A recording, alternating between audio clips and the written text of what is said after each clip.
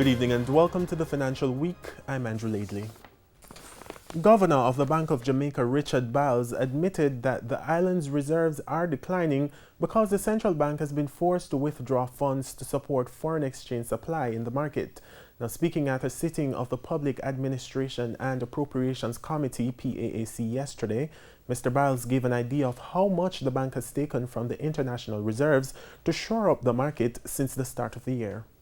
Jamaica's international reserves declined by 415.1 million US over the calendar year to end September 2020, and now stands at 2.7 billion.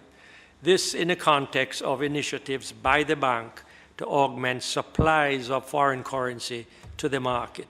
In other words, Bank of Jamaica has been selling to the market.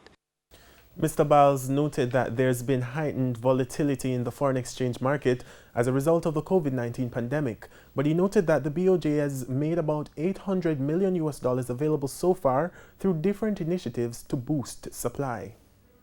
The fallout in foreign currency earnings associated with the sudden stop in tourist arrivals since the spread of COVID-19 has produced episodes of heightened volatility in the exchange rate. At September 30, 2020, the Jamaican dollar depreciated on a year-over-year basis by 5.1% against the US dollar. Jamaica's public debt stock has increased to $2.1 trillion.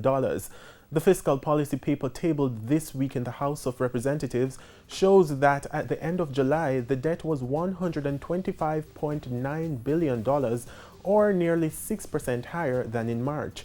This was also mainly due to an increase in central government external debt. The movement resulted from valuation changes caused by the depreciation of the Jamaican dollar to the US currency. Now, currency trading ended today with the US dollar selling for $147.16. The Canadian dollar closed at $113.39. The pound is going for $189.69, while the euro is being sold for $175.23. The JSE index lost 674 points today, and the junior market index is down by a point. Among the winners were Everything Fresh, Key Insurance, Radio Jamaica, SSL Venture Capital, and T-Tech. Now on the losing side were G West Corporation, Main Event Entertainment Group, First Rock Capital Holdings US dollar shares, Knoxford Express Services, and Cargo Handlers. That's the Financial Week. I'm Andrew Laidley. Good evening.